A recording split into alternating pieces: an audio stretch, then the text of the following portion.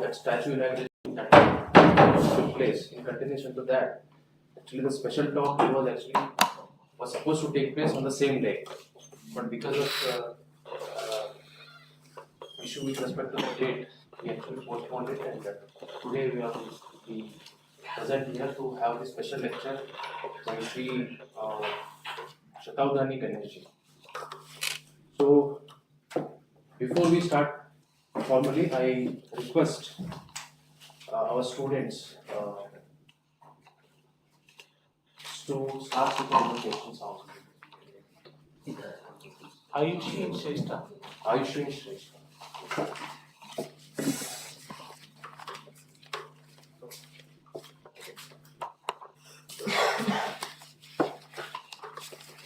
यहाँ पर आ जाओ माइक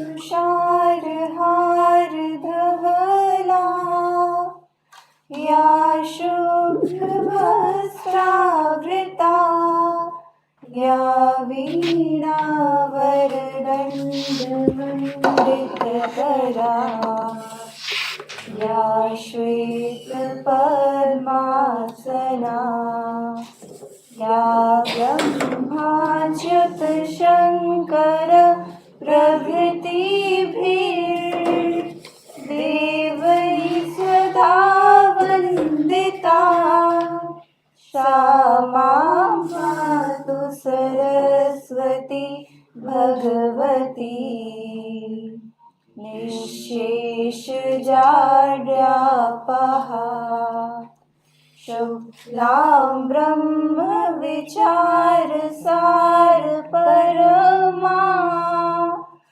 आद्यां जगद्व्यापिनीं वीणापुस्तकधारिणीमभयदां जाड्यान्धकारापहा हस्ते स्फाटिकमालिकां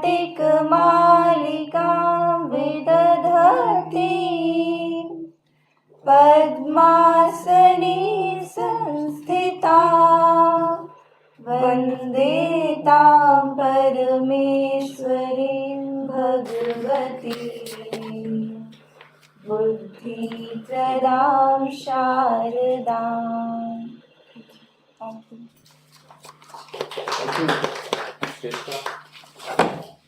So, in absence of our Vice Chancellor, today program is presided by Sri Jamu Krishna Shastriji. Jamu Krishna Shastriji, as we all know, that he is an Indian educationalist who has been working for the development of Sanskrit language. He is the trustee and secretary of Sanskrit Promotion Foundation. He was also one of the founder of Samskrita Bharati. Government of India announced Padma Shri Award in the year 2017 for his contribution to the language. He is currently chairman a committee constituted by Ministry of Education, Government of India, or High Board Committee for the promotion of Indian languages.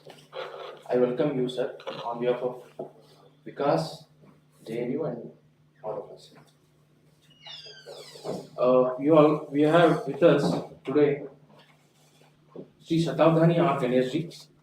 We all know he is a great scholar, an author, and more than that, a humble genius of mankind. A great personality, poet, scholar, philosopher, gnani, and the countless list which goes on. He is a practitioner of the art of avadhana, a polyglot, an author in Sanskrit, Kannada, and also an extempore poet in multiple languages. He has performed more than 1,300 avadhanas in Kannada, Sanskrit, Telugu, and Prakrit. He is also known for extempore composition of poetry, even of Chitra Kavya. Shatabdhani Ganeshji is basically a mechanical engineer who has done his masters in metallurgy from Indian Institute of Science and PhD also in the area of metallurgy from Indian Institute of Science. Apart from that, he also having a degree in Masters in Sanskrit, e-literature in Kannada, which was awarded by Hampi University. He also conferred a honorary doctorate by the Central Sanskrit University, Delhi, just day before. I on behalf of JNU Vikas, I welcome you, sir. I request Sri Chamushika Shastriji to come stage.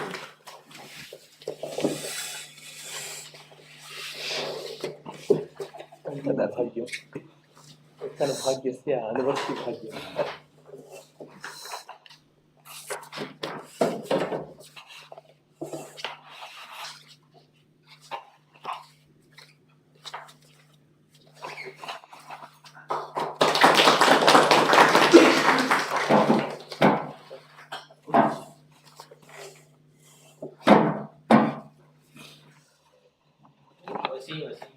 ऐसे कर ठीक है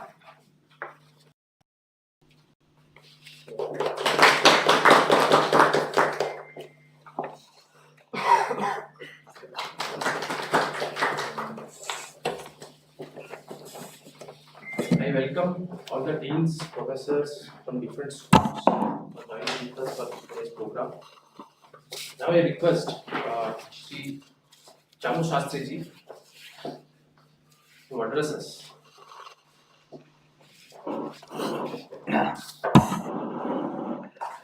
मैं तो संयोगवशात यहाँ बैठा हूँ।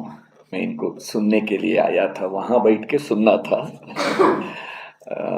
लेकिन इसलिए मैं यहाँ बैठने को स्वीकृति दी कि हम 40 साल से 45 साल साथ साथ हम काम किए हैं, तो इसलिए मैं उनसे छोटा भाई में वो तो वयसा कनिष्ठः परंतु भवान् ज्ञानेन तपसा च ज्येष्ठः अस्ति।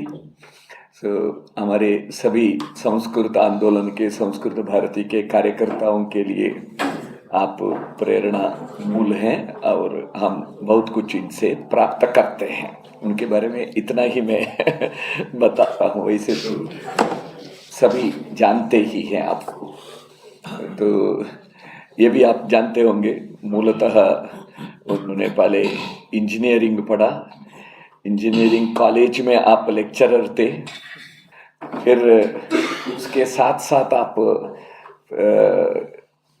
विद्वानों के श्रेष्ठ, कर्नाटक के श्रेष्ठ साहित्य विद्वान, व्याकरण विद्वान और वेदांत विद्वानों के गुरुमुखतः अध्ययन भी किया।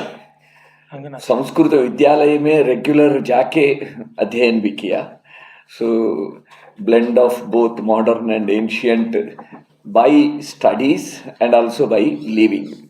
उसके बाद इंजीनियरिंग कॉलेज छोड़ के फिर भारतीय विद्या भवन में आप इंडियन नॉलेज सिस्टम के, ancient Indian knowledge, traditional knowledge, Sanskrit knowledge system के रिसर्च एंड पब्लिकेशन काम में भी बहुत साल काम किया।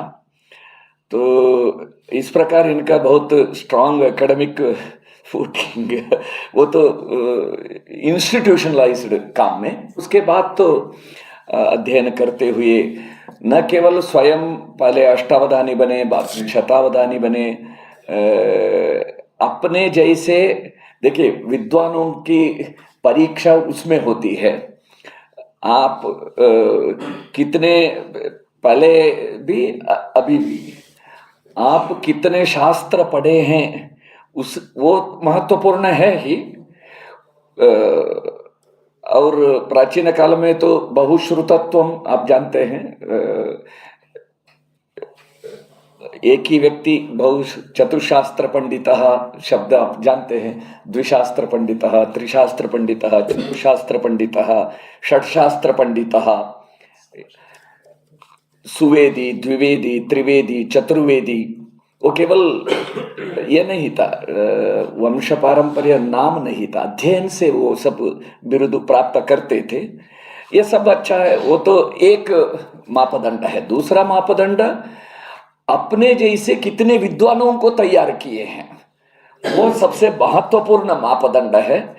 उन्होंने अपने जैसे अभी मेरे जानकारी के अनुसार 30 से ज्यादा अष्टावधानी और 3-4 शतावधानियों को तैयार किए हैं। तो ये एक व्यक्तित्व का परिचय है।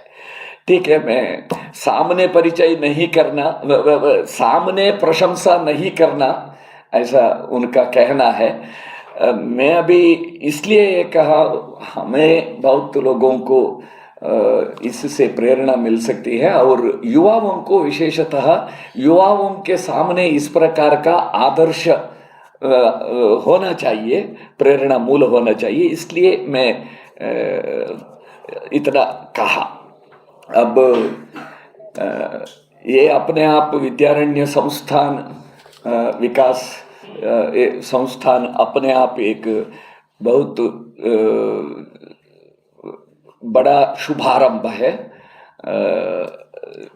आने वाले दिनों में जो भारतीयता के आधार पर नव भारत, विकसित भारत का निर्माण की जो संकल्पना है हम सबके मन में, इसके लिए भी ये एक शक्ति केंद्र, एक यह संस्थान बनेगा ही, या हमें करना है। और जिस यहाँ के ही JNU के जो फॉर्मर प्रोफेसर थे पणिक्कर जी, उन्होंने एक पुस्तक लिखा था, 3 determining periods of Indian history. Bharatiya Vidya Bhavan द्वारा प्रकाशित है वो पुस्तक। उस पुस्तक में उन्होंने भारत का पुनरुज्जीवन 3 बार, सोशल रेनेसांस शब्द प्रयोग वो करते हैं, वो तो रेनेसांस 3 बार हुआ था, उसका उल्लेख करते हैं, उसका वर्णन करते हैं। पहला रेनेसांस गुप्त काल में चाणक्य के द्वारा, दूसरा रेनेसांस विजयनगर साम्राज्य, विद्यारण्य, माधवाचार्य, इनके सायणाचार्य, इनके काल में। तीसरा रेनेसांस अंग्रेजों के काल में। ऐसा 3 समय का वो वर्णन करते हैं, और वो कंक्लूजन भी इसी प्रकार का है शायद, मेरे जानकारी के अनुसार। पहला रेनेसांस और दूसरा रेनेसांस संस्कृत भाषा के द्वारा हुआ, और तीसरा रेनेसांस अंग्रेजी के द्वारा हुआ, ऐसा उसमें उन्होंने लिखते हैं। अब हम देख रहे हैं भारतीय भाषाओं के द्वारा, संस्कृत का उसमें भूमिका है ही, लेकिन केवल संस्कृत नहीं, जितने भी प्राचीन भाषाएं हैं, पाली, प्राकृत, तमिल, कन्नड़ा, मलयालम, उड़िया, तेलुगु आदि, हिंदी आदि, सभी भारतीय भाषाओं के द्वारा जो भारत में सेंसस 2011 के अनुसार 1369 भाषाएं हैं। इन सभी भाषाओं को मिलके आगे आने वाले दिनों में भारतीय भाषाओं के द्वारा भारत का किस प्रकार नवोत्थान होगा, मैं केवल 5-6 वाक्यों से मैं उपसंहार करता हूँ। काशी तमिल संगमम के उद्घाटन करते हुए माननीय प्रधानमंत्री जी ने कहा कि भारत में जो विविधता में जो आत्मीयता है, इस आत्मीयता के विविधता में जो आत्मीयता है, affinity in diversity, first time it was articulated by this way. So ये आत्मीयता के कारण देश हजारों सालों से राष्ट्र के रूप में अडिग रहा है, ये उनका स्टेटमेंट था। मैं इसी विषय को आगे बढ़ाते हुए विविधता में जो आत्मीयता है, इस आत्मीयता से एकता, एकता से एकात्मता, यही एकात्मता ही भारतीयता है। अब विद्यारण्य जी सब यही काम किए हैं। आज हमें फिर से भारतीय भाषा से भारतीय परंपरा का पुनरुज्जीवन और आत्मीयता का सशक्तिकरण, एकता का सूत्र का दृढ़ीकरण और एकात्मता का अनुभूति कराना, इससे शिक्षा में भारतीयता लाना, इस भारतीयता के द्वारा भारत का नवोत्थान का काम और इसका गंगोत्री उद्गम स्थान प्रेरणा मूल बने, ये आज के इस व्याख्यान से ये विषय आगे जाएगा। इतना निवेदन करते हुए मैं मेरी छोटी वाणी से विराम लेता हूँ। धन्यवाद जी for your remarkable words on this occasion. Now I request Sri Shatabdhani Ganesh ji to address us at a very special lecture that is on Guru Sri VIDYARANYA MAHASWAMIJI. I request you ji. Om Tat Sat. Suprabhatam. It is such a great occasion. This is a very auspicious day as well. It is Mahashivratri. And we know Shivratri is known for two things, Upavasa and Jagarana. Upavasa means being in the proximity of the divinity. Upa nikate vasati iti upavasa. And Jagarana, Jagarti, alertness, vigilance, awareness. We have to be close with our roots. We have to be very, very close and very deeply fond of our tradition and culture. And we should be together. And we should feel that proximity of divinity, proximity of Sanatana Dharma, Bharata, and whatnot. And at the same time, cautiously aware of its well-being and being aware of the enemies and the confrontations which may come up. And so we should be ready enough to protect it. In one dimension, this Upavasa is Brahma and the vigilance is Kshatra. That's why in the Veda, in the Shuklaja Veda, it is said, Yatra Brahmacha Kshatrancha Sanyanchau Charatau Saha Tan Lokam Punyam Prajnesham Yatra Deva Sahagnina. This means the intellectual dimension and the executive dimension, both are very, very important.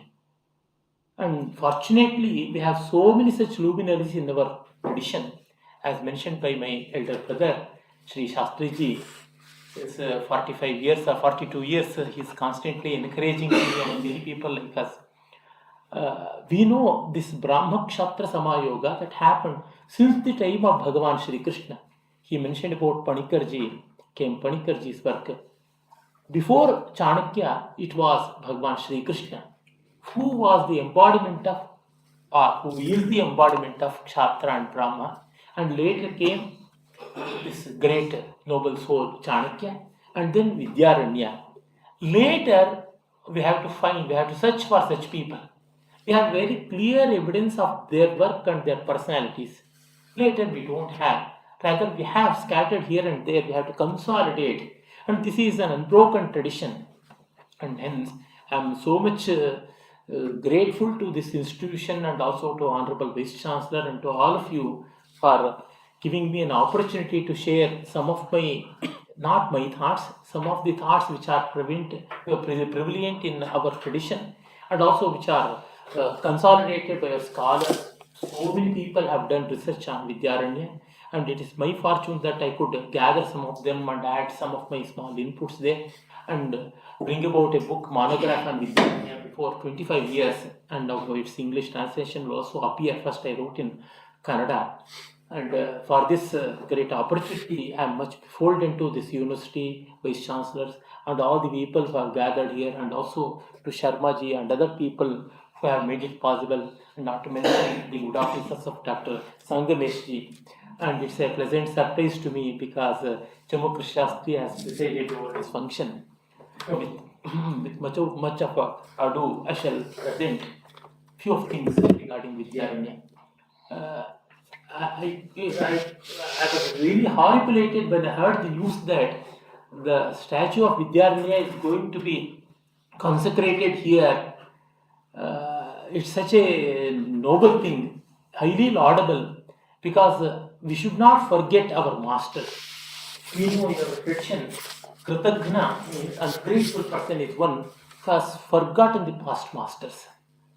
As Toynbee, a great historian and history philosopher, says, the country which has forgotten its past will never have its future. And Vidyaranya was one such luminary. Very rarely if I find such persons, such personalities. I shall bring out some political background, social background, and other things connected with the birth of Vidyaranya and how was the world before Vidyaranya and how was India and later his achievements and also the influence of him on the later culture.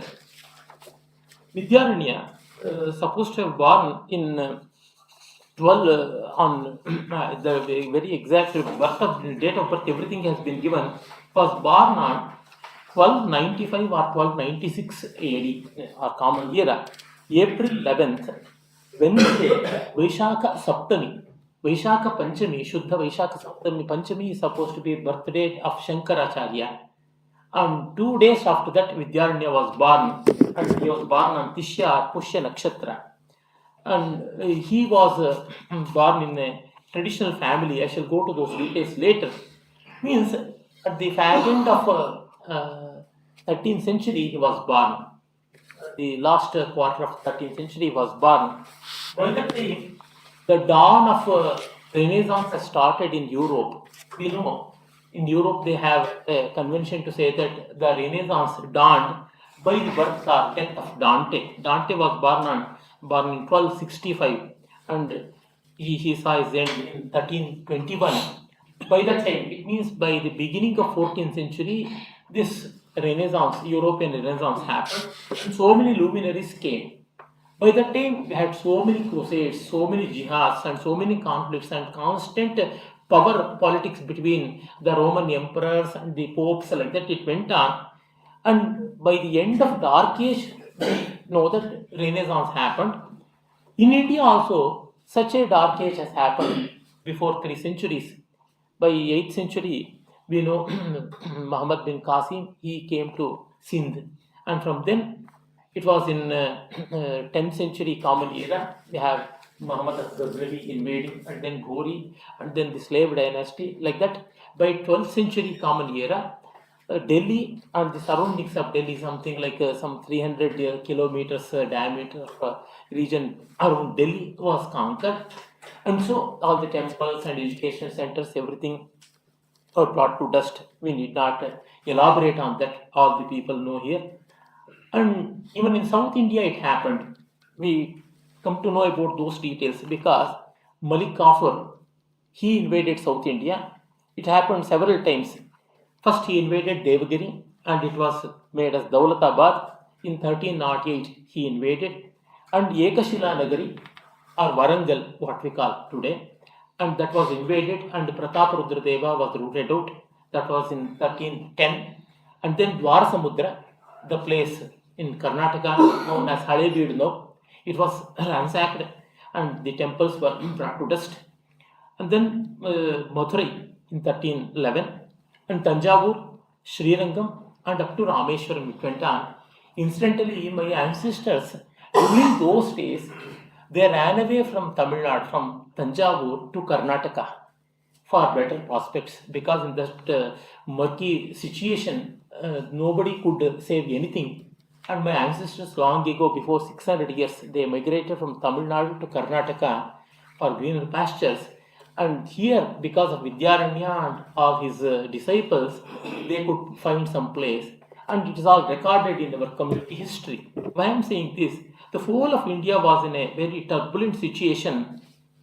And then Muhammad bin Tughlaq, before he getting that name as an emperor, he invaded Kampli and again Devagiri also. And that happened in 1322.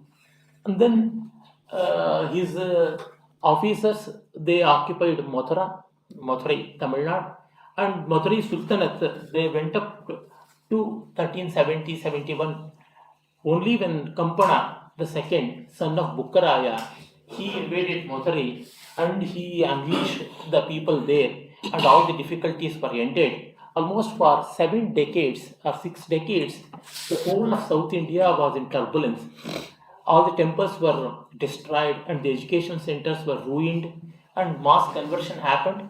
For those first time records, you have to go to Mathura Vijayam or Veera Kampanaraya Charitam, a beautiful poem, epic poem of Sanskrit, written by Ganga Devi, consort of Kampanaraya, and its English translation is also available.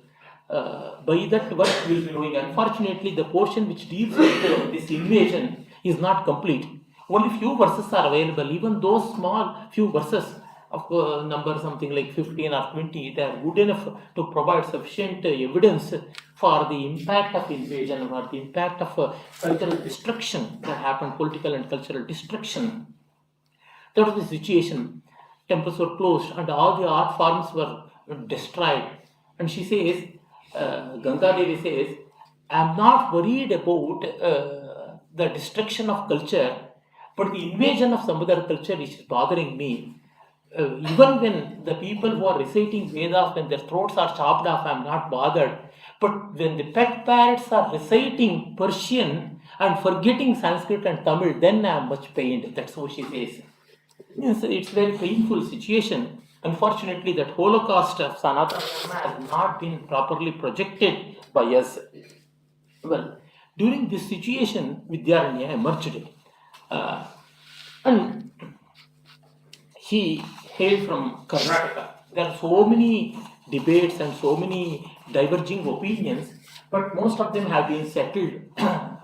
In conclusion, he belonged to Karnataka. But we should not think of the modern geographical territories which exist now. They belong to every region because they knew so many languages and they used to move everywhere. And it is said a true intellect of Sanatana Dharma is answerable only to the universal sustaining force, that is Soma. Somo Vayesha Raja, that's what. To universal sustenance he is answerable and not to any emperor or any political authority. It is to the universal betterment that he has to be committed. And hence they were not bothered about that. But the empire which was nurtured, which was founded and nurtured by Vidyaranya, it went accordingly. One example, striking example I shall give, as I heard Shastriji speaking about the confluence of languages and the affection of the languages. I remember one great emperor of Vijayanagara is Krishnadevaraya, Krishnaraya or Krishnadevaraya. His mother tongue was Tulu, coastal Karnataka language, Tulu language. He is belonging to Taulava dynasty. And he learned Sanskrit and wrote quite a few works in Sanskrit. Not many people know about that literary prowess of Krishnaraya. And he took one theme from Tamil Nadu, the story of Andal, a devotee who offered herself to Ranganatha, and wrote a poem, wonderful poem in Telugu. Having known all these languages, I am really horrified how beautifully Krishnaraya gave a message. A Tulu man ruling in Karnataka, and he is eulogized as Kannada Ramaramana. Means he is Lord of Kannada, and his seal is in Kannada, and his personal signature is in Kannada. Even today, the idol standing in front of the god of Tirupati, Krishnaraya's image is seen in bronze. There his signature goes in Kannada script. And he is hailed as Andhra Bhoja, took a Tamil theme and wrote in Telugu and is a Sanskrit poet. This can happen only in India because no language was pitted against the other. This is how the tradition of Vidyaranya continued. And Vidyaranya... Just like Krishnadevaraya and Vidyaranya, he is also equally proficient in 7 languages. Vidyaranya, of course, I told about his birth date. He was born in 1275. Article 76, disputes. Though the Jataka, everything horoscope has been given, scholars have their own diverging opinion, but this much is true. It was born during the last quarter of 13th century.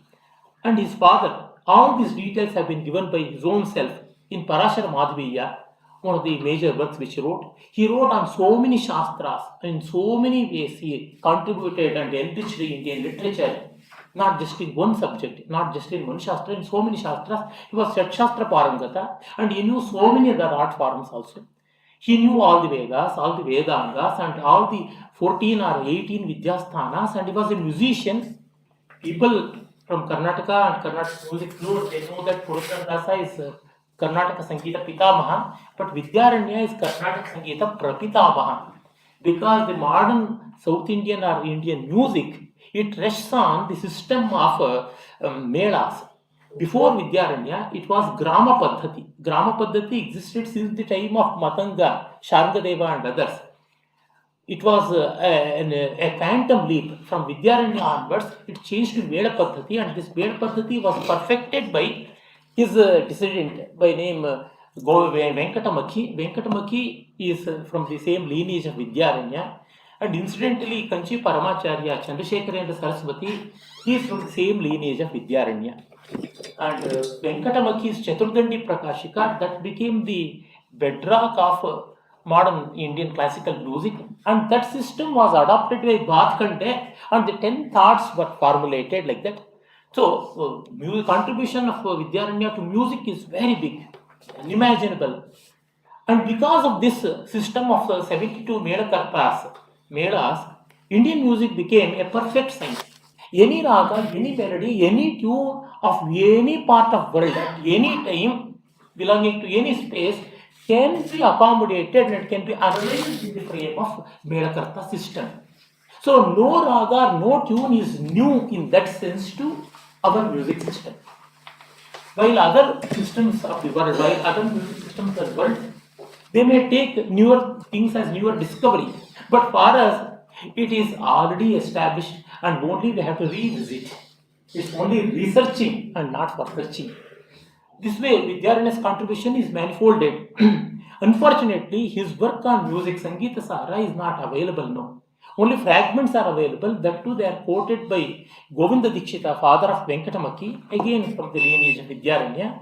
Govinda Dikshita was a great minister who guided 3 generations in Tanjavur. It was the golden age of Tanjavur by that time. And in his Sangeeta Sudha, he has quoted extracts of Sangeeta Sara of Vidyaranya. By that itself, we know so much. Almost 80 to 120 verses have been quoted. Very great musicologist hailed from Karnataka by name R. Satyanarayana, who was also Padma Shri awardee from central government of India. He has written a voluminous treatise about the contribution of Vidyaranya in music also. It is a decisive one, final one, and there he has given all those details. Well, just to show how multifarious was Vidyaranya's mind and activity. And Sangeeta in those days was not just representing music. Geetam, Nritam, Tatha Trayam, Sangeetam Uchyate. Music, dance, and instruments. All these 3 put together, that used to be music. And Sangeeta Sara was that. It used to be all these 3 things combined together. So was Sangeeta Ratnakara. So many treatises on music. He could find so much of time even in that difficult period of war, fury, poverty, death, invasion, and other things. And he was a gifted poet also. And one interesting thing is, though he hailed from a very poor family in terms of economy, his richness in learning is astounding, and he had 2 younger brothers. One was just 1 year younger to him, Sayanacharya, who composed all the Veda Bhashyas under his tutorage, under his chief editorship. All the Veda Bhashyas were composed, and many other treatises will be coming to that later. He guided, Vidyaranya guided them. That's why, in respect of him, the whole of the work of Sayanacharya, the complete work of Sayanacharya, was named as Madhaviya Dhatu Vritti. Though it was authored by Sayanacharya, it is called Madhaviya Dhatu Vritti. Madhaviya Vedartha Prakasha. All the 4 Vedas, where every Veda has 4 parts, Samhita, Brahmana, Aranyaka, and Upanishad. All these have been commented by Sayanacharya with the help of other scholars, and they were not exclusivists. They never thought that they only should grow. They embraced others, they nurtured them, they encouraged, and everyone grew. We have within the works themselves evidences to show that some of the other people have contributed. अन्यत्र कार्यक्रमः पूर्वनिश्चितः अस्ति, क्षमां प्रार्थये, क्षम्यताम्. Even today, even to have difference with Sayanacharya, for example, later commentators, including Dayanand Saraswati, Arvindo, Kapal Shastri, they differ with Sayanacharya, but none could expel Sayanacharya because he is indispensable. Every mantra of every Veda has been commented by Sayanacharya. Rig Veda, Yajurveda, Shukla Yajurveda, Sama Veda, and all the Brahmanas, 8 Brahmanas are available for Sama Veda. All the Brahmanas have been commented upon by Sayanacharya in very chaste Sanskrit. And in the real sense, a Veda Bhasha should be like this. All the 6 Vedangas have to give the support to establish the meaning of Veda. Shadanga Purvakam Veda Artha Nirnaya, like that we say. That has been done by Sayanacharya.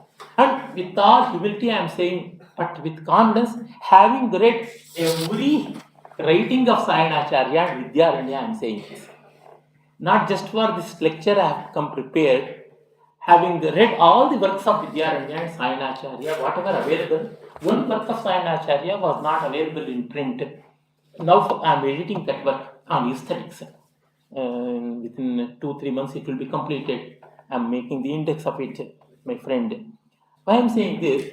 With that much of understanding and awareness I am saying, so I am not here to eulogize them, I am here to bring out the facts and realities of that. Vidyaranya's mother was Srimati. He says, Srimati Janani Yasya Sukirtirmayana Pita Mayana, his father. The name itself shows that they hail from Karnataka. Mayana. In Telugu, it will become Mayanna. Some people say, like Venkatramanaya and others, they used to say that Vidyaranya perhaps came from Andhra Pradesh, but it is not. Because I came from Tamil Nadu, having no partiality for any languages. From Tamil Nadu, my ancestors came and then they migrated from Karnataka to Andhra, then came back to Karnataka. So having direct connection with all these languages, without any partiality, I am saying, Vidyaranya belonged to Karnataka, but we held Vidyaranya for he is a Indian, he is a Sanatana Dharmi, and he is a great illustrious son of our tradition. Isya Bodhayanam Sutram Shakha Isya Yajushi. He belongs to Yajurveda, Bodhayana Shakha, Bodhayana Sutra, and this particular sect of Yajurveda Shakha is available even in Karnataka and also in Kerala. Then Bharadwaja, so from Bharadwaja Maharshi's lineage he came. His younger sister was called as Singala or Singalamba. Her son was also a great warrior and a minister by name Lakshmidhara. In one Kannada inscription, a very beautiful verse goes, how this Lakshmidhara Matya became very victorious and heroic in wars and also very able administrator, and who did so many good things to the subjects.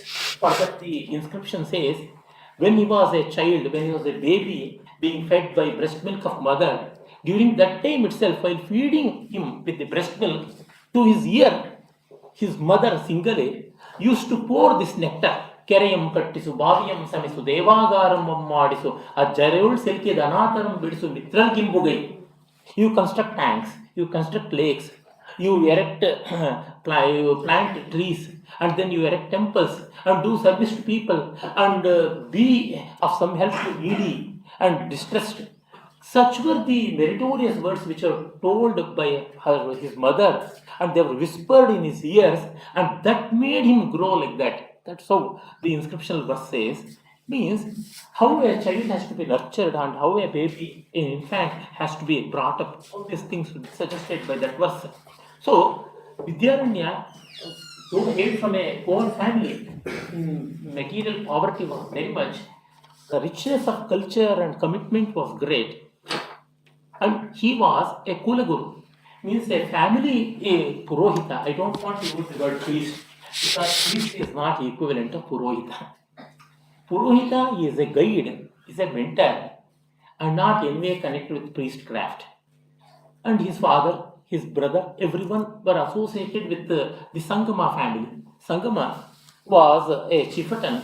He had 5 sons: Harihara, Kampana, Bukkaraya, Muddappa, Marappa. These were the 5 brothers. And many people may mistake that it was all the craft, combined craft of the Brahmanism and Kshatriyism. No, it is not so. There is no Kshatriya born after Nanda Vamsha. It is said even in the Puranas and in the Indian history, Nandantam Kshatriya Kulam. People from any community, they came according to their valor, according to their merit, they became Kshatriyas. There is nothing like a caste or a Varna which represented Kshatra since 2500 years in India. So these people belong to one community called Shepherds community. In Kannada we call Kuruba. But they were Kulapurohita. They had no hesitation in, according to the so-called Varna system, these shepherd people belong to Shudra Varna. They'll not be having any Vedadikara or Mantradikara. But Vidyaranya, he provided with all these things which are needed, Vedika Karyas, Vedika Kalapas, everything. So our community, our tradition is very inclusive and magnanimous. Unfortunately, it has been pictured otherwise. I know first-hand evidences are available to these things. So many people belonging to different Shudra communities, they perform many yagas, including the Ashwamedha, Rajasuya and others. Likewise, the Vijayanagar people also, they were meritorious in performing such rituals, and these people were guiding them. Apart from such dharmic guidance, they also gave guidance in Arthika. Arthika means financial, economic and governance. I don't want to use religious guidance and then political guidance. Both these terms are conspicuously questionable, and that's why I'm going to use dharmika and arthika guidance. I fall short of translations here. It is said, he himself says, Indrasyangira nalasya sumatihi shaibyasya medatithi dhomyo dharmasutasya vainya drupatehe svoja nime gautamihi pratyek drishtir arundhati sahacharo ramasya punyatmano yadvattasya vibhora bhut kulagurur mantri tatha madava. He was kulaguru and mantri. Mantri means who will be guiding in political decisions, in administrative decisions and other things. How was Brihaspati to Indra? How was Medatithi to Shaivya or Shivi? And how was Dhaumya to Dharmaraja? And how was Vasishtha to Rama? So was Vidyaranya or Madhava. Vidyaranya's Purvashrama name, before Sannyasa, he was named as Madhavacharya. And many people believe that Vidyaranya from the bachelorhood, that is from Brahmacharya itself, stepped into a sannyasa ashrama, but that is not true. He had very happy family life. He performed so many yagas. He had one son by name Someshwara Bhatta, and he was also a great scholar and Kovida. And he himself says, Trikanda Mandana, Prativasanta Somayaji, and every spring he used to perform new yajna. And Trikanda Mandana, Trikanda means Karma Kanda, Jnana Kanda, Upasana Kanda. In all these 3 kandas, he was well versed, and he was an embellishment and a jewel to all these 3 kandas, like that. He goes on. We have such evidences from the inscriptions and other primary sources also. That's why from such a family he hailed, and his younger brother Sayana, of course, was also equally proficient scholar in so many sciences and arts, and both knew to play veena. In those days, playing veena was indispensable. Without playing veena, one cannot learn music. Like nowadays, how to set music, they work on piano or keyboard and other things. Likewise, in ancient India, that used to be the process, and they used to teach to others also. And we get from the work of Alankar Sudhanidhi, Sayana, how was the family life of Vidyaranya, Sayana and others. This work is unpublished. That manuscript I have edited with my friend Shashikiran, and there we find a lot of such illustrative verses where it is clearly said how they used to nurture cow, how they used to respect parents, and how they used to bring up the children. Every such detail has been given. And it is also said, Ananta Bhogasakta, Dvijapunga Pungava Sevitaha, Sachiva Sarvalokanam, Trapa Jaiti Madhava, verse from Alankar Sudhanidhi. Ananta Bhogasakta, This is having double entendre, Shlesha, two meanings. One meaning is associated with Madhava as Vishnu, another with Madhava, the Purvashrama Namadeya, Vidyaranya. Ananta Bhoga means the Ananta serpent, Ananta Naga. Another thing is Ananta Bhoga means he had due family legitimate pleasures. By that itself we will be knowing that Vidyaranya had family before he taking up sannyasa. Well, he was tutored under many masters, many people. Srikanta was one, Shankarananda was other, and many other perhaps in music and other fields also. But he respected Vidyatirtha as the supreme master, and in Vidyatirtha he saw the embodiment of the highest truth itself. And in many of his works, we get to know about, in eulogizing verses, we get to know about respect towards Vidyatirtha. Vidyatirtha was pontiff of Shringeri Mata. And later came Bharati Tirtha, and then Vidyaranya occupied the same throne, Vyakhyana Simhasana as we call. Sabhavyat Bharati Tirtha Yatindra Chaturanath Kripam Avyahataam Labhva Parathyam or Parathya Prasimo Bhavati. In Jaimini and Nyayamala Vistara, a work on Mimamsa, an original work, and then a commentary. Both were written by Vidyaranya. He mentions about the lineage of the pontiffs of Shringeri and how we got included into it. Many verses mentioning all these things as a proof to show this, but I am not going to those details. But this much is enough. Vidyatirtha was the guiding force. Vidyatirtha initiated them into the nuances of Sanatana Dharma, the total vision of Bharata and other things. And that's why in every work, the very first benedictory verse is after Vidyatirtha. And Vidyatirtha was equated with Mahadeva himself. Yasya Nishvasidam Vedaha, Vishnuvidam Tatham, like that. His very breath is Veda, and the whole universe is created by his blessing, like that. He eulogizes his Guru. That is the respect he has shown to him. And then with Madhvacharya, he learnt all the Shastras and started writing works like Jaimini, Nyayamala, Vistara, and then Panchadashi, Jivan Mukti Viveka, Dridrishya Viveka, and then Anubhuti Prakasha, and then Vivarana Prameya Sangraha, and then Bradandika Bhashya Vartika Sangraha. So many works are there, very voluminous works.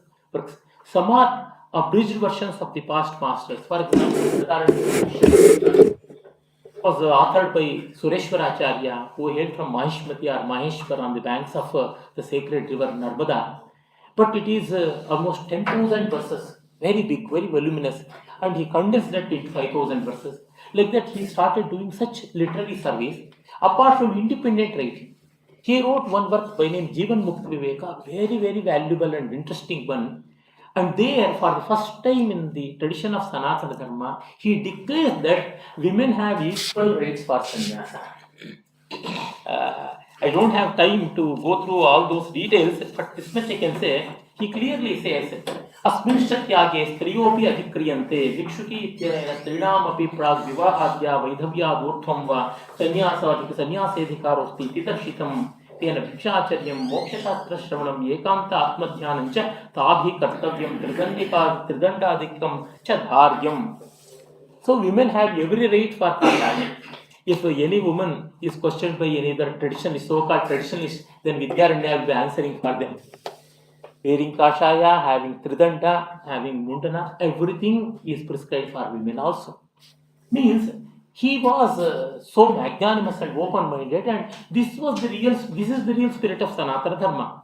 And he included all people belonging to all communities, all religions, and all sects as well.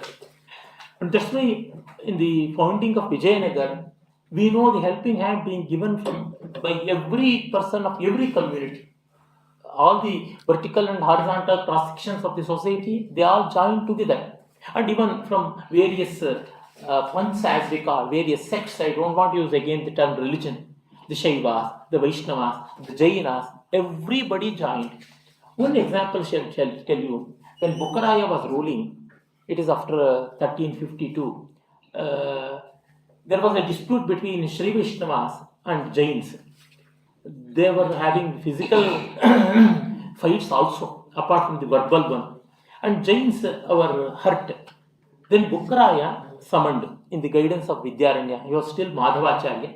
Vidyaranya took up sannyasa in 1375, and in 1386 or 85 he laid off his body. So for 10 years he was in sannyasa ashrama. So by the time of 1352 or so, Vidyaranya was still Madhavacharya and was guiding each. The Jain leaders and the Shaivashnava leaders were summoned, and then the war was dissolved, and the dispute was resolved, and judgment was given in favor of Jains. Vidyaranya, though hailed from Sanatana Dharma, was never partial to Sanatanis in a plain manner. He saw the truth was with Jains, and then he made an amicable solution. Bukraya wrote a Shasana. Our historians, they say that in South India it is comparable on par with the Dharma Shasanas of Ashoka. The Shasana, the inscription is in Kannada. I have read that inscription. In several places it has been erected. In Shravanabalagoda, in Magadi, there is a place called, a village called Kalya next to Bangalore, and even in Gauri Bidur, a village where I studied. There in my school, the same inscription is seen. In my school days itself, I made an attempt to study the inscriptions. I am saying these things. All these is in black and white. One can go there and refer to it and find out what is truth. There it is said, the Jains shall contribute for the temple fare of Sri Vaishnavas, and vice versa, the Vasadi, as we call in Kannada, the Jain temple, for the rebuilding of that, the Sri Vaishnavas should contribute, and nobody should hate others, and then they should join hands with each other, and those who find differences going up to such animosities, they should be condemned forever. Like that, the Shasana goes in a very brilliant manner. That way, this way of normalizing things and bringing back harmony in India was done by Vidyaranya. And coming to the great work done by him in the founding of Vijayanagar, we know that Vidyaranya was Kulaguru or Kulapurohita of this family. Many people think that Vidyaranya was a newcomer, and when these 5 brothers were on a hunting, they were going around the place of Hampi. Then they were hunting dogs, the wild dogs. They were attacking a rabbit. At one point, the rabbit revolted and it injured the dogs, and that became the spirited place, and that gave inspiration to these 5 brothers. And then a sannyasi came, he was Vidyaranya, and he guided like that. The story goes, it is in Vidyaranya Kalajnana, but it is a metaphorical way of telling it. By that time, Vidyaranya had not taken sannyasa. He was a Kulaguru, so he knew all these people since their birth. Since generations, they were associated with each other. That's why Vidyaranya, he created them, molded them since their childhood. That is how we have to take it. And then, before this Vijayanagar finding, these 5 brothers, they were employed, they were working as chieftains, Dandanayakas as we call in Kannada, under the empire of Hoysalas. Hoysala's northern capital was Hosur or Hosauru, called as Hospet as we call in Hampi, near Hampi. And then the southern capital is Tiruvannamala, and next to it is Tiruchirappalli. Tiruchirappalli is the southern capital. Then the eastern capital is Udaygiri. By the time of invasion of Malikafur and others, the 3rd Ballada, the last king of this Hoysala dynasty, had become very weak and has resided and had gone to Tiruchirappalli. And his wife, Srivira Kachkai, hailed from coastal Karnataka. She thought that these 5 brothers, they can take up the load of leading the empire. And so a power transfer happened. So an eminent historian by name G.N. Dikshit from Karnataka has done a lot of research on this. And based on research, now it is established beyond doubt that Vijayanagar is not a new finding in that sense, within quotes. It is nothing but the extension of the Hoysala dynasty, Hoysala empire. And these 5 brothers, they took over that. And so it was a bloodless revolution. It was a welcoming, amicable change of power, shift of power. Then Vidyaranya made them, promoted them to make Hampi as the capital because it was the northern capital of Hoysala people. From then onwards, we had the Muslim territory. We all know how the Bahmani came to existence. So below that, all the region behind that, all the region which is towards the southern portion of Hampi, that came to the control of Vijayanagar, and by the time of Praudhadevaraya and Krishnadevaraya, the whole of South Indian peninsula was under the control of Vijayanagar.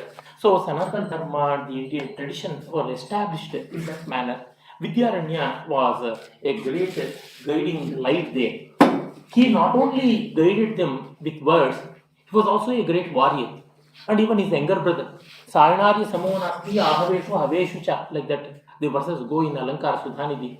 There are no one equal to Sayanacharya or Madhavacharya in performing yajnas or even wielding weapons in the war. And we have evidences to show, even from the writings of Ganga Devi and others, and even from Sayanacharya's younger brother called Bhoganatha, how these brothers waged war and they restored the empire. Sayanacharya was also a regent for some period in Udaygiri. In that way, the whole of South Indian Empire under the heading of Vijayanagara, it was established. And you should see how integrated was the vision of Vidyaranya.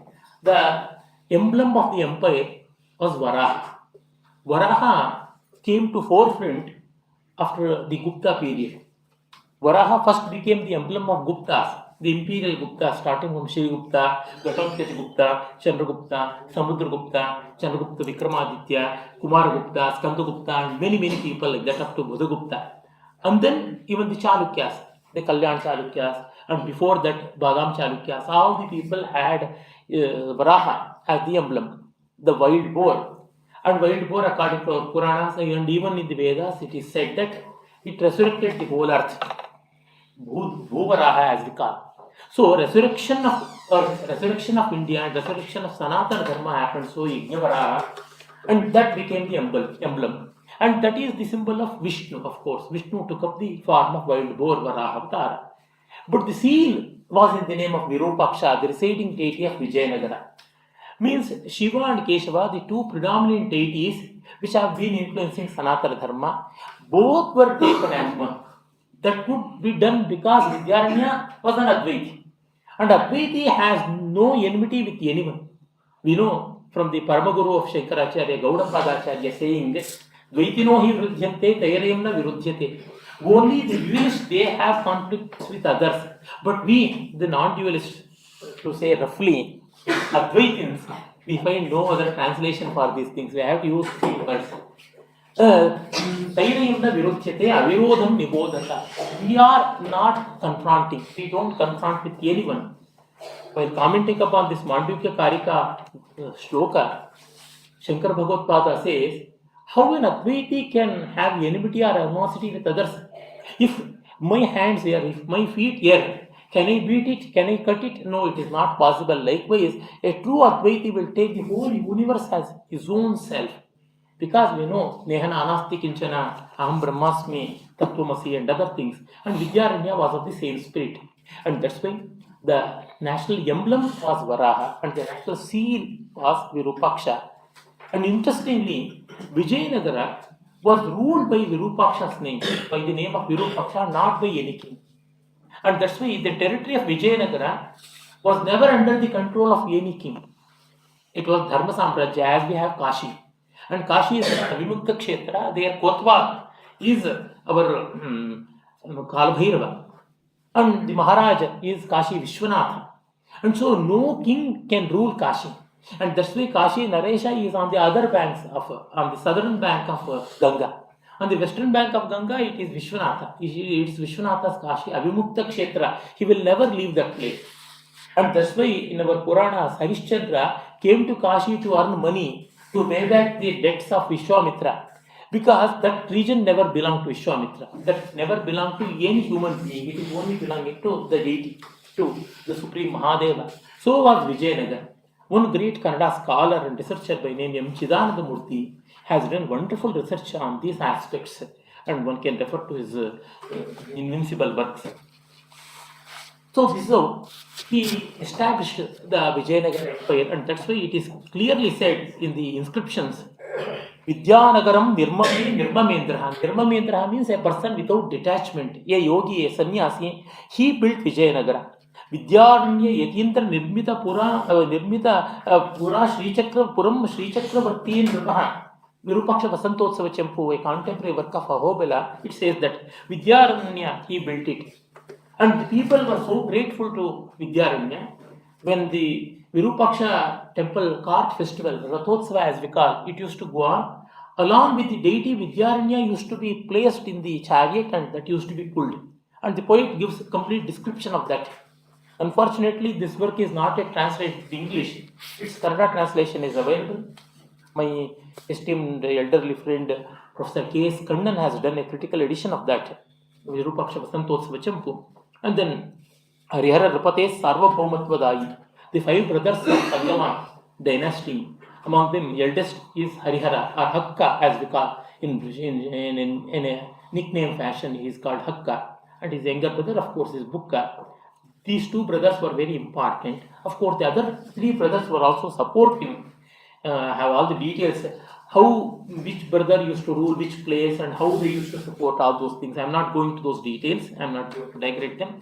Harihar Nrapate Sarvabhaumatvadayi means he restored the kingship and he made him emperor. Harihara was made an emperor. By 1342 or so, Harihara had defeated him and then he died.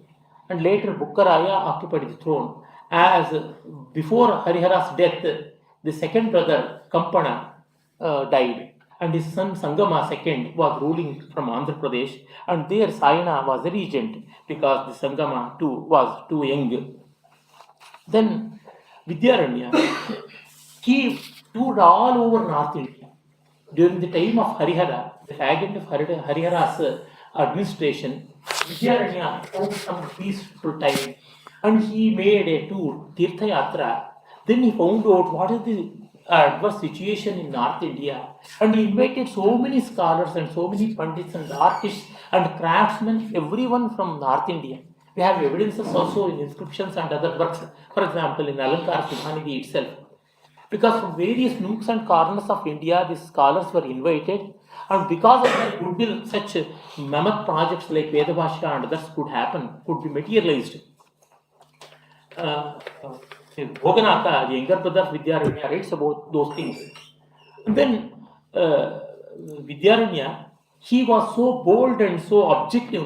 In his Panchadashi, he says, I have worked also to show how objective was he. If a Brahmin is forcefully converted to Islam, he can be brought back to Sanatana Dharma's fold itself. And then he says, then his Brahmanism will be restored. He will not be losing his birthright. Like that Vidyaranya opines. So, by giving details regarding the Vedantic realization, if a Jivatma realizes Brahma, he will become Brahma. He will never go to Jivatmatva. He will not be losing his Brahmatva, because all of us, by our true existence, are Brahmans. Only because of the ignorance we are thinking that we are individuals, we have gender, we have some faith to follow, we have nationalism, and all these things, they are adhyaropa. These are all nothing but superimpositions. But once when they are warded off, apavada, then we ourselves will become realized souls. That is Brahmatva. Jivo Brahmaivan Aparaha. To illustrate this truth, he says, even if a Sanatani is going to get converted to Islam or Christianity and such thing, he will be brought back. And he gives such examples like Tandya Brahmana, how he speaks about Rakya Homa and even Paraskara Griha Sutra and Mahabharata Shanti Parva and Devala Smriti. These are the things which are available to show this Garvapsi which was done. And from Telugu records, we come to know that Vidyaranya actually did it. Among the 5 brothers and even their relatives, some were forcefully converted to Islam by Malik Nabi, as they were working for the Pratap Rudradev of Warangal. And Vidyaranya had made them come back to Sanatana Dharma's fold, and that's why these brothers had so much of devotion and respect in Vidyaranya. So these are the real great things that Vidyaranya did for Sanatana Dharma and preserve Sanatana Dharma and perpetuate in South India. Then he wrote many works, I told. Some of the works have been done in collaboration with others. For example, his renowned Panchadashi, a great work on Vedanta. Vidyaranya's scholarship and position as an Advaiti is just next to Shankar Bhagavad. After Shankar Bhagavad, his direct disciples are Sureshwaracharya and Panchapadikakarya, that is Padmapada, and even Protakacharya has written a work by name Shrutisara Samudharanam. After the direct disciples of Shankaracharya, it is in Vidyaranya we see the real force of Vedanta, and his Panchadashi is one such thing. First 5 chapters of Panchadashi were written by his mentor Bharati Tirtha, and later 10 chapters were written by Vidyaranya. And Vidyaranya is so objective in the last chapter of Panchadashi. He says, first we should feel the real joy of the world. Vishayananda, due diligent and true enjoyment of the world in a decent way, in an honest way, it is a gateway to Brahmananda. Vishayananda is a gateway to Brahmananda. To that extent, he says, it means what are legal and rightful enjoyments that have to be enjoyed by us. We should not be poverty proponents. We should not herald poverty. We should not even shun pleasure.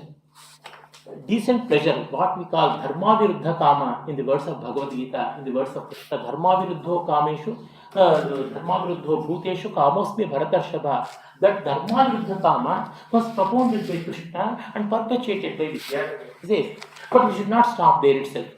Just indulgence in sensual pleasure is wrong. But transcending them is very good. To transcend, first we have to have them. We should undergo that. And that is how Vishayananda is a gateway to Brahmananda, but we should go up to Brahmananda. Like that, he has realized the transcendental reality and also the apparent reality of the world.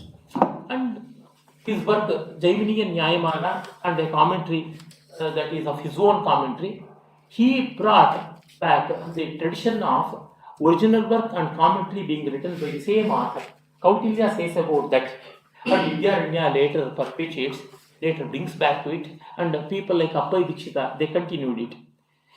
And then he co-authored Vajasika Nyayamala Vistara. And then Brihadaranyaka Bhashya Vartikasara, he told all these things. And he made many beautiful digesters. For example, this is called Anubhuti Prakasha. This beautifully gives the sum of 20 Upanishads. Very beautiful, very simple and direct.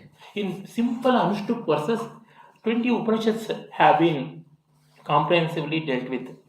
And then he has written commentaries on Aitareya Upanishad Deepika, a commentary called Aitareya Upanishad Deepika, Simha Tapani Upanishad Deepika, like that. So these are the Vedantic works. And through his younger brother, he made so many other works possible. Madhaviya Dhatu Vritti is one such. Madhaviya Dhatu Vritti is a very valuable work on grammar. And Sayanacharya wrote many other treatises, very unique. Subhashita Sudhanidhi, Alankara Sudhanidhi, Yajnatantra Sudhanidhi, Prayashchitta Sudhanidhi, Purushartha Sudhanidhi, Ayurveda Sudhanidhi, like that. And even if you look at the order also, it is quite impressive. When once the whole of South India was distressed by the invasion, people had lost every hope. And once they wanted to get back to the fold of Sanatana Dharma, naturally so much of guilt would have haunted in their heart. To ward off that guilt and to make them come back to the fold of Sanatana Dharma, this Prayashchitta Sudhanidhi was written. Having undergone this atonement, Prayashchitta, one will get rid of the mental agony, mental ill feeling. Then Ayurveda Sudhanidhi, basic health, how it has to be promoted. This Ayurveda Sudhanidhi, a manual, introductory manual to Ayurveda. And people need rituals. Unfortunately, modern days, people say, I am spiritualist, but not ritualist. How can spirit exist without ritual? We have to have our body. Ritual is not foolishness. Ritual is not blind belief. Ritual is a way of sharing. Yajna is very sacred. Yajna literally means interaction, congregation and sharing. The very etymological meaning of yajna, yaja, pujayam, sangati karane, dane, like that.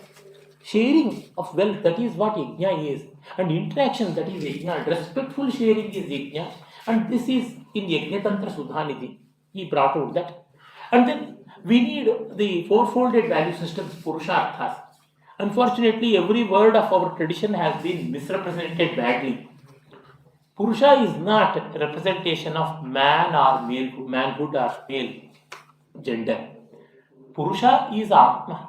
Pura is this body, and that which dwells in the body is Purusha. Purushete iti Purusha. And that's why Purusha, though is in masculine gender, in Sanskrit, the gender of the word has no bearing on the gender of the thing. Daraha is a plural masculine gender word for wife. Kalatram is a neutral gender word for wife. For example, Madhusudana Saraswati is a feminine gender name, but Madhusudana Saraswati was a man. Brahmananda Saraswati, Sachidananda Saraswati, Chandrasekhara Saraswati, Bharati, Subramanya Bharati, or even our Bharati Krishna Swami is Paramaguru, Chandrasekhara Bharati, and now Vidhushekara Bharati. These are in feminine gender, but this is no matter at all. Purusha is such a word, it has no gender with the actual thing. And in that sense, Purusha is Atma. Purusha Archyate. By this four-folded method, we will be realizing our result, that is called Purusha. And hence, Purushartha Sudhanidhi deals with the realization of oneself in the form of Dharma, Artha, Kama and Moksha. Dharma, of course, is an order. Artha is supply. Kama is demand. And the bridge between Dharma, Kama and Artha, that is demand and supply, a judicious frame has to be arrived at, and that is called Dharma. And getting liberated from all these activities for our own betterment, that is Moksha. And Purushartha Sudhanidhi was written. And even in the same order, beautiful verses from great poets starting from Vyasa, Valmiki, Kalidasa and others, thousands of verses were collected and made, divided in this form, Dharma, Artha, Kama, Moksha, and it was called Subhashita Sudhanidhi. We need poetry, we need good words. Like that, in every sphere of life, every sphere of knowledge, Sayanacharya wrote wonderful treatises, again under the tutelage of Vidyaranya, again under the editorship of Vidyaranya, and all the Veda Bhashyas were composed. Like that, if we look at the contribution of Vidyaranya, which is manifolded and immense, and even the economic prosperity which he brought in is phenomenal. We come to know about the economic prosperity of those days in the inscriptions and also in other writings. In Vidyaranya Kalajnana, it was said that Vidyaranya made heaven shower gold. It is a metaphorical statement, of course. To that extent, the country became prosperous. If not, we know about the glory of Vijayanagar, we know about the prosperity of Vijayanagar. Why? It's because of the prosperity which was brought in. And even the irrigation and even the agricultural deformations that were done. Sayanacharya speaks about one variety of paddy called Ashuvrihi. Ashuvrihi means just within a short span of 3 months, paddy will grow and it will yield. That variety is called Ashuvrihi, and that has been developed in Vijayanagar time. And even the coastal Karnataka and even coastal Andhra, we have so many port cities. They were all rebuilt and revitalized and recharged, and that's how we have overseas assignments beautifully continued.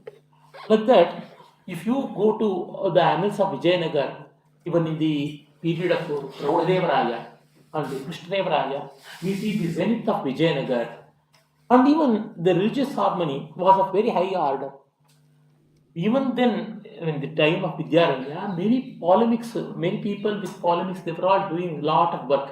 Whether it is Jaitirtha from Dvaita system, or Akshobhitirtha again from Dvaita system, or Vedanta Deshika from Vishishtadvaita system, or Kashi Vilasa Kriya Shakti from Kala Mukha Shaiva sect, or even Chandrabhusha Kriya Shakti again from Kala Mukha sect. Like that, so many scholars were there. But no polemic work to ridicule other sect emerged from Vijayanagara during the time of Vidyaranya.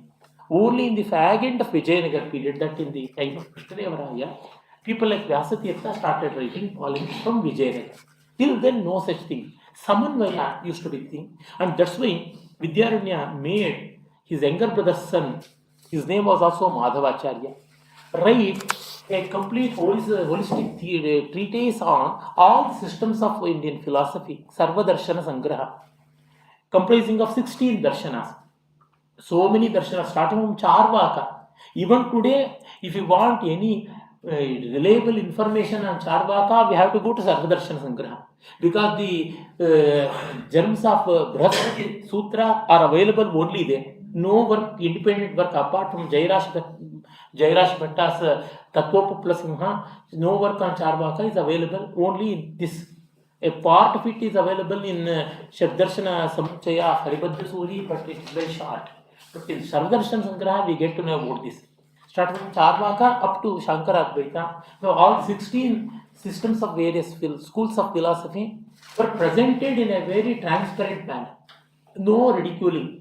Whatever merit is found and whatever shortcoming is there, that has been faithfully represented in a very lucid manner. Abhyankar Vasudev Shastra has written a beautiful commentary on it in Sanskrit from Pune. So, the whole of Vijayanagar, it saw this way of harmony and prosperity, and it's all because of the meritorious and illustrious guidance of Vidyaranya.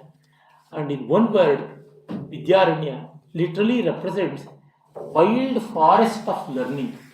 Vidya means not just book reading. In even tradition, Chatasra Vidya, as Kautilya says, Tri Anvikshiki Varta Dandaniti, and Rajshekar of 10th century adds Sahitya Vidya, 5.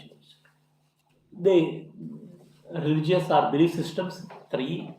Varta is for the betterment of the world, Krishi, Goraksha, Vanijya, all this industry. Anvikshiki, the polemics, and then the logical acumen. And Dandaniti is polity, administration, military engineering, others. And Sahitya, of course, representing all fine arts. This so in Vidyaranya, we find this Vidya in plenitude, and hence it is such a befitting thing and meaningful that in this Vidyaranya's image is being consecrated and let it become meaningful and all these Vidyas get materialized. Thank you. Thanks a lot. If you have any questions, with the due honesty and modesty, to whatever extent possible, I would try to answer them also. Thank you. Questions from the audience? So, I want to know whether I'm correct or wrong. Please. So, you said that to attain sannyas, first to attain sannyas, so first one should become bhokta, param bhokta, then only sannyas can be attained. और मतलब संन्यास होता है कि संन्यास को इंसान लेता है. What Vidyaranya thought is, and even our system of tradition, sannyasa is of manifolded. Hamsa, Paramhamsa, before that Kutichaka, Bahodaka, in Jivan Mukti Viveka, he deals with all these things. And he says, in line with Shankara Bhagavad, of course, there are two types of sannyasas, Vidvat sannyasa and Vividisha sannyasa. Vidvat sannyasa is a detachment by very attitude itself. That may not have the saffron garment or danda, the shaven head or any such thing. Na lingam dharma karanam, Manu says so. It is not the garment, it is not the attire that matters. It is the internal realization, it is the internal detachment that is very important. And Vidyaranya heralds that as the best form of sannyasa, and we have avadhusas of that category. At the same time, we need certain principles and certain guidance. Formal things are also needed, but the formal should never raid over the substantial. It is knowledge that is very important in university more than degree. But at the same time, a university is meant for perpetuating knowledge, providing knowledge. Some formal systems will be available. But now and then we will be having some extraordinary people without any formal training, they will be having all the knowledge. But that should not go unnoticed, that should be respected. And that's why many people of yesteryears, they were not at all graduates. They have not even seen the face of college, but they were great scholars and they were respected. So many musicians, they would have not attended any musical college or any musical university, but they have become great singers. Where Bhimsen Joshi studied only under Savai Gandharva and nowhere else. Like that, this formal should be respected because many people need formalities. Common man needs formality. But extraordinary can directly get access with substantial. But the substantial should guide the formal, and the formal should recognize the substantial. This is how harmony should be brought in. This is what Vidyaranya means. Sir, along with the Hansa, Paramahamsa, one more there is a Giri. These are Dashanami Paddhati. Yeah. Dashanami is something else. Vidyaranya's name itself is one among the Dashanami. Aranya, Tirtha, Samudra, Parvata, Giri, Bharati, Puri, Saraswati, Ashram. These are the 10 names. This is Dashanami, which was of course established by Shankar Bhagavad and later restructured by Madhusudan Saraswati, who founded an army of sannyasis against the Mughals when they wanted to invade Kashi. Thank you, sir. Please. Actually, I wanted to know, you mentioned about how Vidyaran, he also interpreted Advaita from a social perspective, like engagement with the society. Like you should engage with the society and then you should think Yes. about transcendental things. Incidentally, in his Panchadashi, he says, Jnanina cheritum shakyam samyak rajyadi lokikam. Only an enlightened soul can rule the country better. We have examples now. Sir, actually, I have worked on the Ramakrishna mission, and so while I was working on it, I read that there were few techniques in the Ramakrishna mission tried to engage in social work for the tradition. This is mentioned in the own literature in Samud Bharata. So, sir, I just want to know, sir, why this tradition, if it was started, it did not take up from the 14th century onwards? Beautiful question. Again, the formal reading over the substantial.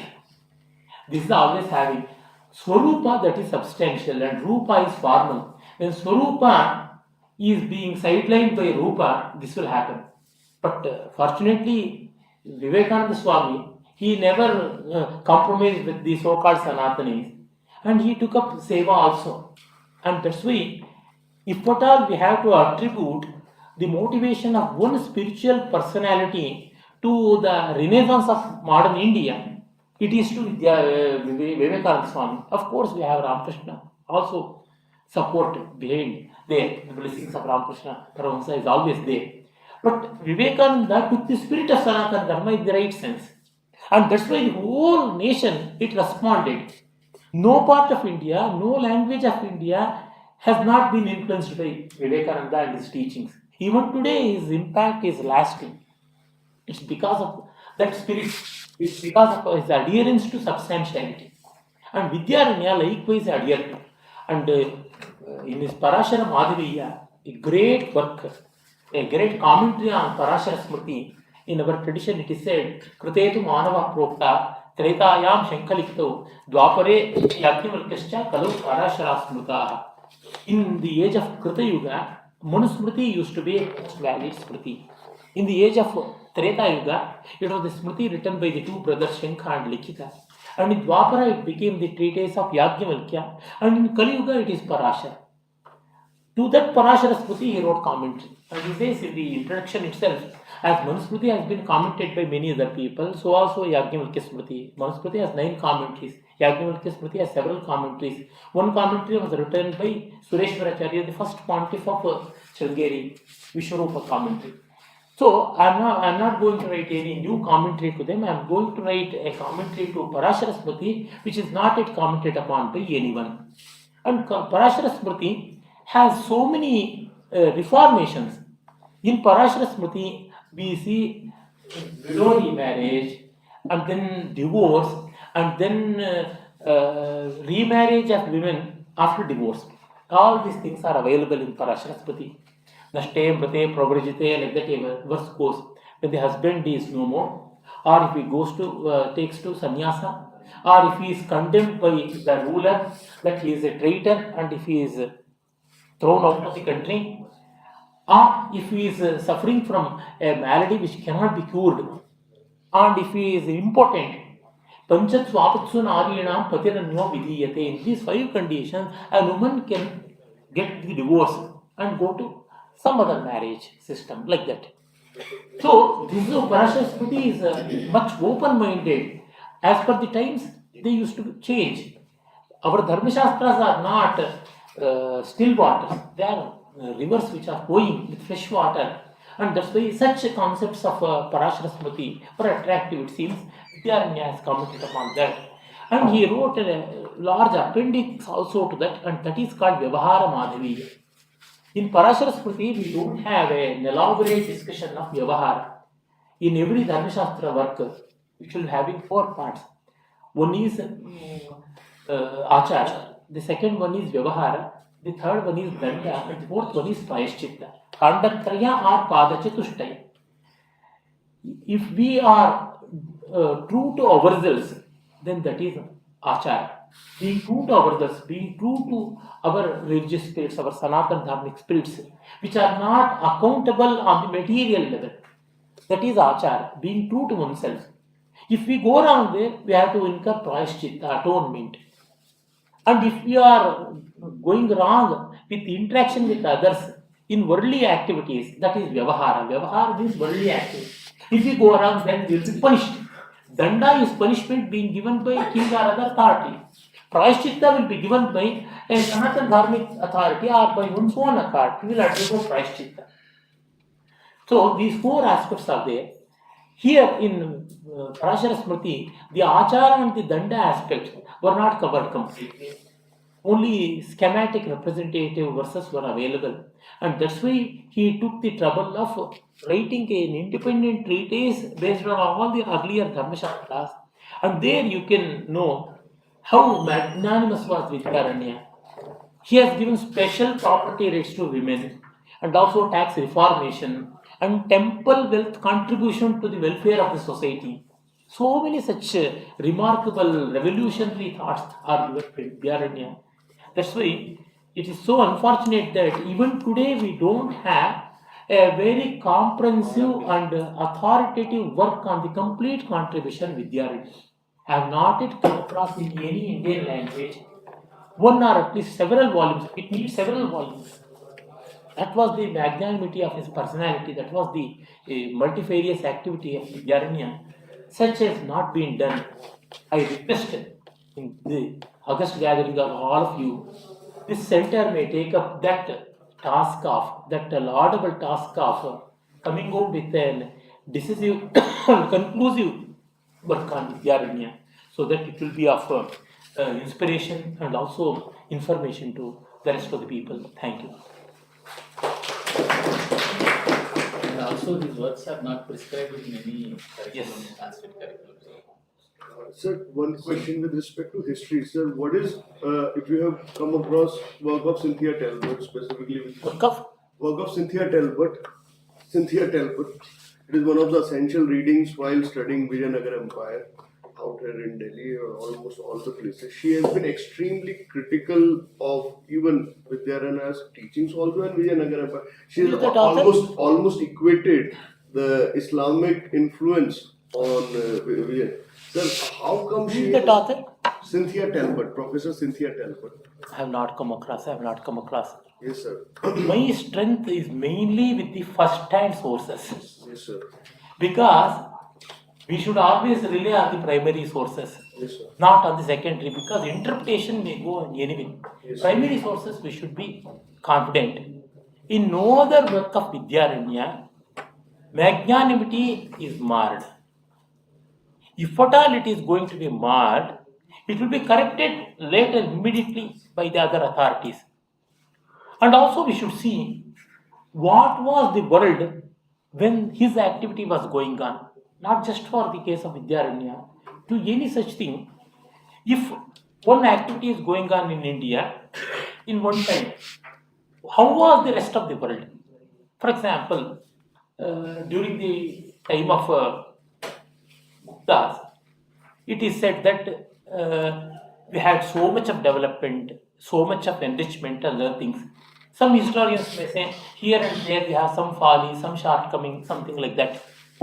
For example, there was slavery, like that they say. It is wrong. First of all, we don't come across slavery as being defined by the West.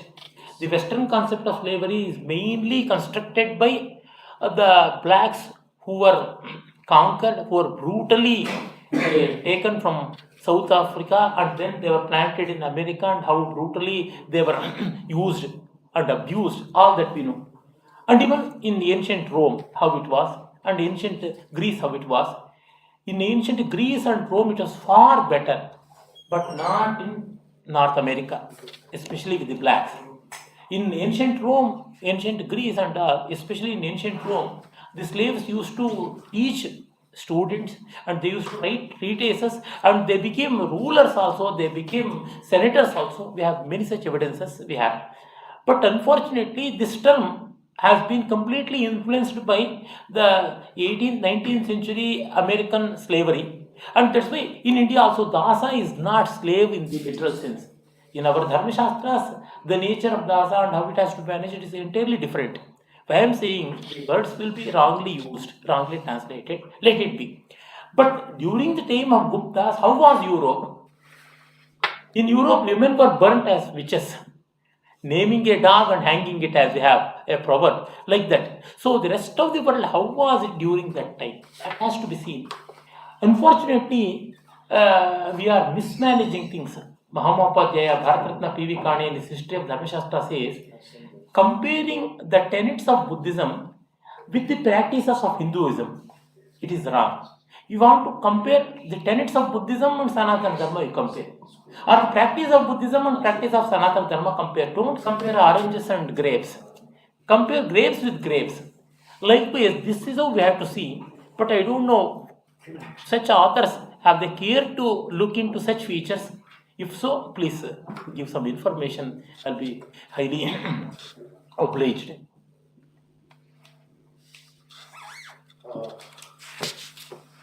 Purvak Pranam and Dhanavad ji showing very deep knowledge and information on Swamiji.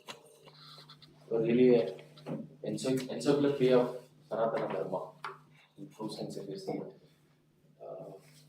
We, at the Vikas, blessed by having you here. Thank you so much for being with us and given an insight and opportunity to all of us to hear you. Dhanyavad ji. Now I request Professor Mandavada Chaudhary ji, Professor School of Language, Literature and Cultural Studies, JNU, and we have students to give a vote of thanks. Thank you, Dr. Sandesh. Namaskar. On the auspicious day of Mahashivratri, it is my pleasure to wish everyone happy Mahashivratri. May Lord Shiv banish all your troubles. Honorable Vice Chancellor in absentia, Honorable Pro Vice Chancellor, our distinguished, highly revered speaker Shri Shatabdhani Ganeshji, Director Vikas, Professor Amit Sharma ji, Coordinator Dr. Sandesh ji, senior faculty members, colleagues, deans, distinguished guests from other universities, dear students and other scholars. On the occasion of special lecture on JAGADGURU Shri VIDYARANYA MAHASWAMIJI, a great sage, Hindu philosopher, who is also known as Chanakya of South India and has a key role in establishing Vijayanagar Empire. The role Swami Samarth Ramdas ji played in the life of Shivaji, he is known to play the same role as mentor and guide to the kings of Vijayanagar's kingdom at that time. According to his philosophy, Shastra and Shastra both are important for Sanatana Dharma. Many times he is compared with Vedvyas due to his immense knowledge on philosophy, Shruti and Vedanta. An installation of the idol of Mahaswami Vidyananda ji